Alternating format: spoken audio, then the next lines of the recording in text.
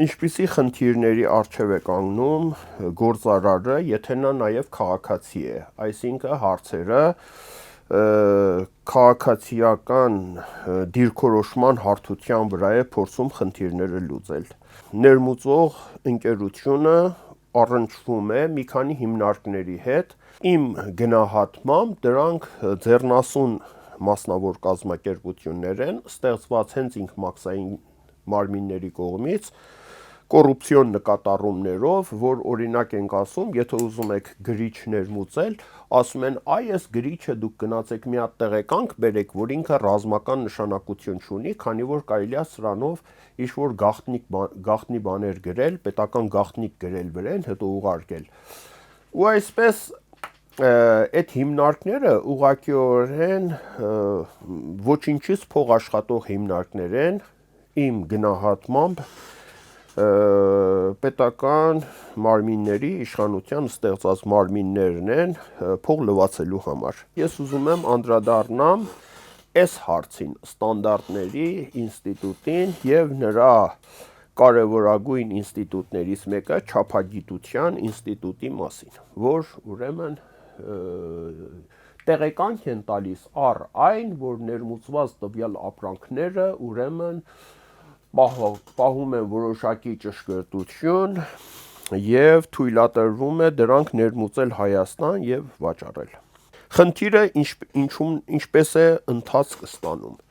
Ես այս գործով զբաղվում եմ արդեն մոտ 12 տարի, եթե չսխալվեմ, որ այս հիմնարկն եմ ստեղծել, ուրեմն ներմուծելիս ապրանքացուցակը, որ բերում ենք մեր ինվոյսով, ինվոյսը երբ որ ներկայացնում ենք մաքսային մարմինը այսպես գրիչը դնում է, ասում է, այ այս ապրանքները տեղեկանք է պետք, որպեսզի թույլատրվի դա մաքսաձերծել։ Ասենք շատ հասարակ մի բան, ենթադրենք հանրությանը, եթե ծանոթ ասենք էլեկտրաէներգիան չափելու, ասենք սարք է, ենթադրենք։ Ինչ է անում ներմուծողը, ինձ նման անձնավորությունը, ավելի կոնկրետ կարող եմ ասեմ ես։ Գնում եմ ուրեմն չափագիտության ինստիտուտը, որը գտնվում է ստանդարտների ինստիտուտի հարկաբաժիններից մեկում, Կոմիտաս փողոցում, ուրեմն գնում դիմում եմ այնտեղ, ասում եմ, որ այս ապրանքների համար ինձ տեղեկանք է պետք։ Այդ հիմնարկը ինձ տալիս է մեկ գրություն, որը կոչվում է նմուշարման ուրեմն պահանջ։ Ես այդ գրությունը բերում եմ, տանում եմ մաքսատուն, հանձնում եմ, այդ ապրանքի մի նմուշները ուրեմն իրենք տրամադրում են։ Հետո ես բերում եմ, տալիս եմ դա այդ չափագիտության ինստիտուտին, իրենք ասում են, որ բա գիտես ինչ, սա կարճ ասած օրենքով նախատեսված 3 օրվա ընթացքում, թե 5 օրվա ընթացքում ձեզ կպատասխանենք եւ այլն։ Կարճ ասած, այս գործը ունի մի քանի էտապներով կրճատում։ 1. Հենց այն ժամանակ, որը 3 անգամ, այսպես ասած 3 օրում է, այդ ասում ես, որ ես հենց հիմա բան անենք, էլի, տեղեկանքը կարող եք տակ, այսպես ասած, այդ ամեն հարցերը լուծվում է։ Ստուգել, ճշգրտություն, այդ հարցերը լուծվում է, թուղթը դնում են, պечатում են, տալիս են պայմանով այն գումարը, որը վճարես։ Սովորաբար ինձ տարբեր ժամանակներ, տարբեր գումարներ են պահանջել 3000, ամեն մի սարքի համար 3000 դրամից 5000 դրամ։ Ես իմիջիայլոց ասեմ, հիմա ես տվյալ դեպքում, սա բաների մեջ իմիջիայլոց, որ ես գտնում եմ, որ ԶԼՄ-ները եւ առհասարակ հասարակական կազմակերպությունների խնդիրը նա չէ, որ անհատ մարդու կամ առանձին դեպքը ուրեմն աջակցեմ, որ լուծվի, այլ խնդիրը նրանումն է, որ համակարգային փոփոխություն իրականացվի։ Ես հիմա սրանց մասին խոսում եմ դրա համար, որ այլևս այս խնդրի հետ չեմ առնչվում։ Ինչպես ես ձեզ կբացատրեմ, այդ հարցը այլ կերպ լուծվել է արդեն, գոնե ինձ համար։ Կոնկրետ իմ պարագայում սկզբունքային նշանակություն ունեցավ իմ գործունեության մեջ, հատկապես 2008 թվականից հետո, երբ ես 1 տարով կալանավորվեցի, ինձ մոտ ավելի ամրագրվեց սկզբունքային մոտեցումը օրինականություն պահանջելու կապակցությամբ։ Եվ երբ որ ես 2009 թվին բանտից ազատ դուրս գալուց հետո նորից շարունակեցի իմ գործունեությունը եւ նույն մարդիկ նույն կերպ ինձ ասացին դե այսքանի համար այսքան պիտի տաս, ես ասացի որ այլևս ոչ մի կոպեկ ձեզ չեմ տալու եւ այդ մարդիկ մի քիչ էլ զարմացան, ասացին վարդես բա քեզ ինչ ա պատահել եւ իհարկե իրենք չէին կարող պատկերացնել այնինչ թե ինչ էր պատահել, որտեվ ես առավել եւս դրանում համոզվեցի, որ ես 1 տարի բանտում գտնվել եմ այդ սկզբունքայնությունից շեղվելու պատճառով եւ բնականաբար այլևս ոչ մի կոպեկ չտալ ոչ մաքսային մարմիններին, ոչ իր հարակից եւ ենթակա եւ ոչ ենթակա մարմիններին։ Ուրեմն այդտեղից սկսում է ամեն ինչը ավելի քաշքշուկները, դե որ չես վճարում, ուրեմն գնա, ընդ որում ամեն մի գործընթացը կրկնակի բարդացնելով եւ այլն։ Ես այդ բոլոր ուրեմն բյուրոկրատական քաշքշուկները հանդուրժել եմ, գնացել եմ եւ փոխադարձ օրինական լուծումներ եմ փնտրել։ Ես ուրեմն օրենքի կետ գտա, որ ասում է, եթե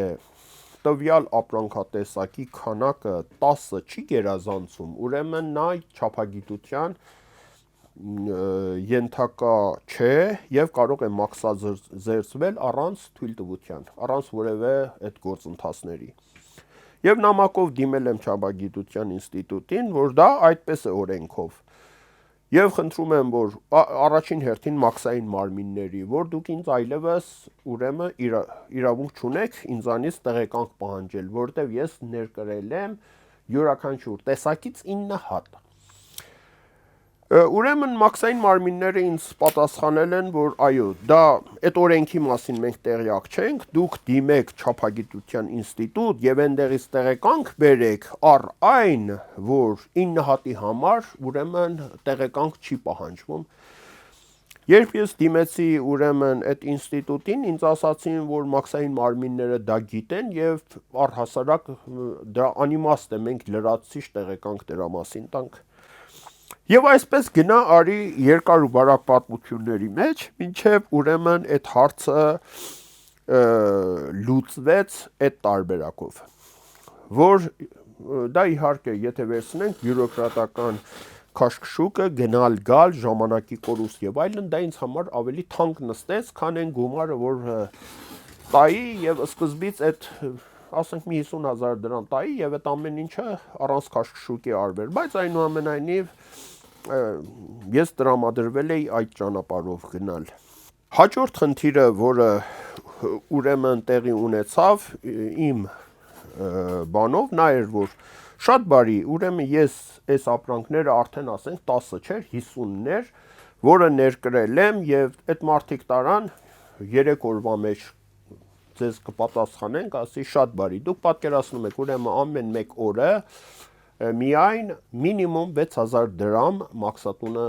վճարում ենք այդ ապրանքի ուշացման համար։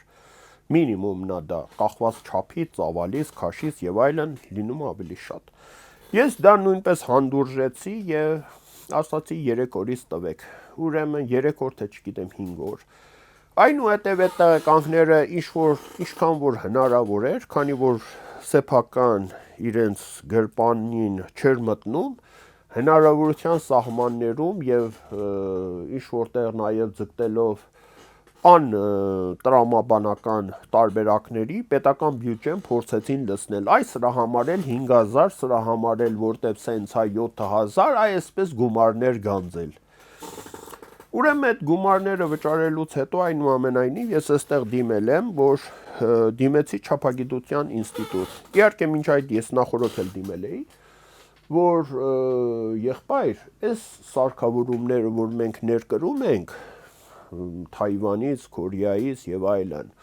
շատ մեծ ճշտության սարքավորումներ են։ Դուք այդ ձեր չափագիտության ինստիտուտում 60-ական թվականների ձեր չափից սարքերով ո՞նց եք ճշտելու սրանց ճշտությունը։ Դե իհարկե դա ոչ մի պատասխան չուներ, այսպես անպատասխան մնացել էր։ Ես այնուամենայնիվ գրավոր արդեն դիմել եմ, որ շատ բարի, ես այսքան գումարներ վճարել եմ եւ դուք ստուգել եք այս սարքերը եւ տվել եք սերտիֆիկատ, որ ուրեմն սրանք այո, համապատասխանում են նորմաների սահմաններում են։ Ես խնդրում եմ տվեք ձեր չափումների արդյունքները, ես վճարել եմ դրա համար։ Ուրեմն չափեք, ասեք, այս մեկը օրինակ 0.1 աստիճանի շեղված էր, այս մեկը 0.001 էր շեղված։ Այ խնդրեմ տվեք այդ արդյունքները, ես դրա համար վճարել եմ։ Եվ հստակ իմանալով, որ իրենք այդպիսի բան չունեն էլ, դա ընդամենը թղթի համար ստացած գումար է։ Գումարը ստանում են թուղթ տպելու եւ տալու համար, եւ ոչ մի չափում էլ չի կատարվում։ Այդպես ոչ մի պատասխան եւ այնուհետեւ ես դիմեցի վերադաս մարմիններին, ստանդարտների մարմնին, ուրեմն էկոնոմիկայի նախարարությանը, այն ժամանակ մինչև Գագիկ Խաչատրյան եւ այլն, որ սա ուղղակիորեն ընդամենը սա ձեր ենթականների, եթե ոչ ձեր ուղղակի, ձեր ենթականների այսպես կոռուպցիայի բաժինն է։ Դուք այս եկամուտները ապահովել եք ձեր ենթականների համար, որպեսզի նրանք կատարեն ուրեմն ձեր ապօրինությունները, աչք փակեն ձեր մեծ եկամուտների վրա։ Ես իհարկե չեմ կարող ասել, որ միայն մեր ջանքերի շնորհիվ էր, բայց այնուամենայնիվ կառավարությունը հանեց որոշում, որ ուրեմն դա այդպիսի տեղեկանք այլևս պետք չէ։ Դա կիրառվում է իմ իմանալով ուրեմն կոնկրետ մեր նկատմամբ, մեր հիմնարկի նկատմամբ, այսինքն մեզանից դա չեն պահանջում։ Դեռ ովքեր որ դրա մասին տեղյակ չեն, էլի պահանջում են։ Ես ուղղակիորեն սա իմ ենթադրությունն է, որ ուրեմն ամենա երևի ինչ-որ մակարդակից կարգադրություն են արել, որ այս մեկին թողեք։ Այս մեկին թողեք, բան չկա, այսպես ասած, ներողություն, զահլա չկա, էլի։ Բայց նույնը կիրառվում է, որովհետև ես լինելով ուրեմն այս աշխատանքով հանդիպում եմ նաև շատ մարդկանց, այդ թվում եւ իմ կլիենտներին, եւ իրենք ասում են, որ մինչեւ հիմա իրանց նկատմամբ կիրառվում է այդ բանը։ Սա իհարկե ասեմ ոչ միայն իմ, սա մեր հիմնարկի ներկա եւ նախորդ աշխատակիցների, նախկին աշխատակիցների, ուրեմն աշխատանքի արդյունքն է, որ ամեն մի քայլը հանդիպում է լարվածություն, այդ լարվածությունը գալիս է ուրեմն հիմնարկ, բոլորի վրա ազդում է իր բացասական հետևանքները եւ այլն։ Կոնկրետ օրինակ ես կարող եմ ասեմ ձեզ, այս աշխատանքով մի ժամանակ ուրեմն զբաղվում էր իմ եղբայրը, որը նույնպես աշխատում էր այստեղ որպես մատակարար, մեր հիմնարկի մատակարար։ Հետո կրճատումներից արդեն ինքը այստեղ չի աշխատում հիմա։ Ուղղակիորեն ինքը հետևյալ բանն էր ասում է Վարդգես, ամենը գալիս են ջանով, ջիգարով, այսպես այդ մաքսային մարմինների հետ, իրար պաչում են, աղբեր ես այսպես կան ասում, ես գնում եմ այնտեղ ոնց որ թուրքը նայի խոզի մսին, այսինքն այդպես տհաճ հարաբերություններ, այս էլի չգիտեմ ծախողը, չգիտեմ այսպես ասած,